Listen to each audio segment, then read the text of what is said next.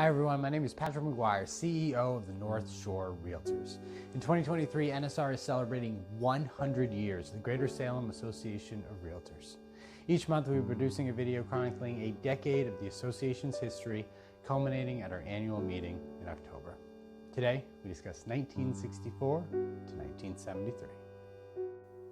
Realtors have always been involved in their community, but during this decade there became a pronounced dedication to public service.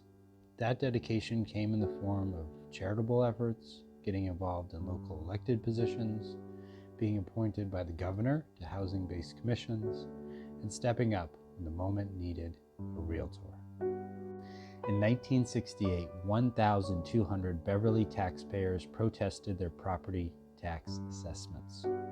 The city assessor's office was completely overwhelmed, and the city needed 10 to 15 experienced individuals to sit on a review board so that these 1,200 residents did not lose their right of appeal.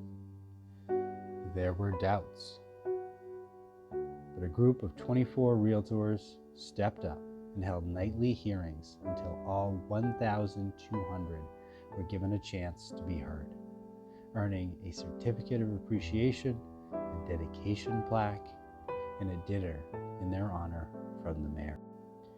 Afterwards, the realtors donated their $11 a day of income from the review board to 11 different local charities for a total donation of $850. As the association's visibility and charitable efforts in government affairs work grew, the association's main function still revolved around MLS access. Joel Margolis and Dick Carlson talked to the struggles of the mandatory probation period, as well as the success of utilizing MLS in their business.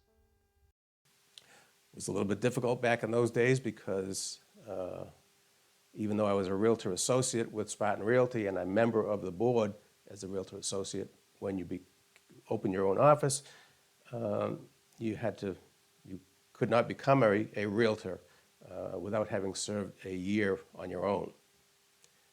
So it was a bit of a struggle with no MLS and no access to listings.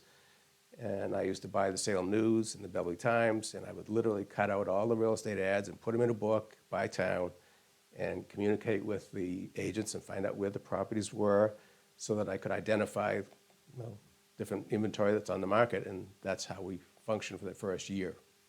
Well, when I first finally was able to use MLS, when I'd go out on a listing presentation, I was not established. And so kind of like, well, why should I use you? And I say, well, I think first of all, one of the things you could do is put in an MLS. I said, I'm not saying that our customers are coming from Gloucester or Salem, Danvers, et cetera, but there's always the chance. So why not? Doesn't cost you anything. And you're just getting more exposure out there. They might tell somebody. And most people did. That forced all of the Marblehead brokers to then start using MLS. In the 1960s, the face of leadership was changing. In 1967, the Greater Salem Board of Realtors installed Lillian Goff as the first ever female president. By 1968, the Realtor of the Year Award was created, and the first ever winner was Ella Johnson for her devoted and unselfish service in furthering the progress, aims, and ideals of the local, state, and national Board of Realtors. Art Swile and Janet Wheatley share more on the women who began to lead the industry. For the most part, they were a large majority there of the leadership, people that were really involved and brought it from its infancy up to what it was. Now, obviously, there were a lot of guys in it that were very important to the association also. But Lillian was strong, Ian Bouchard was strong, Barbara was strong. They didn't hesitate to tell people which way we were going. One time in particular with Lillian, I had an offer, and my boss said, well, you have to go down and present it to him. I said, ooh, you know, she was tough. I really didn't want to have any confrontation with her. Oh no, you have to do it. You have to go down. So I walked in the door, and Lillian said to me, "Will you come on back into my office?" And I thought, "Oh my God, I didn't what." I said, "We can't talk right here." "Oh no, you come back into my office." So she explained everything to me of what the offer was about, what I did wrong. It was a learning experience, but she was smart. She was great at real estate.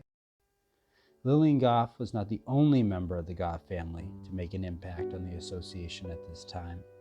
Alan Goff, a colonel in the U.S. Air Force serving in both World War II and Korea, was an instrumental part in creating and growing the Commercial Investment and Industrial Division, or CIID for short, in 1971. Art Weil and Bill Little share their experiences. We had a strong commercial investment group, if you will. They were good. They were good meetings. They were good learning experiences. I happened to teach some of the courses in there. Peter taught some.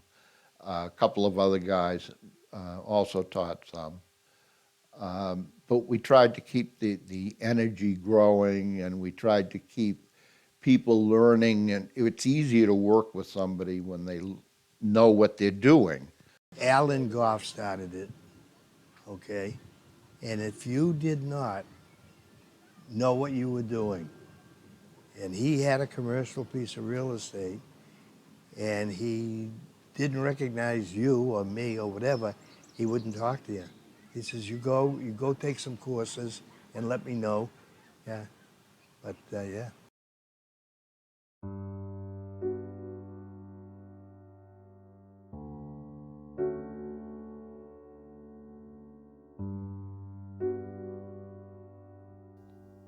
And we end the decade with a celebration of 50 years of the Greater Salem Association of Realtors, which started off as a small board in the heart of Salem that would grow to so much more.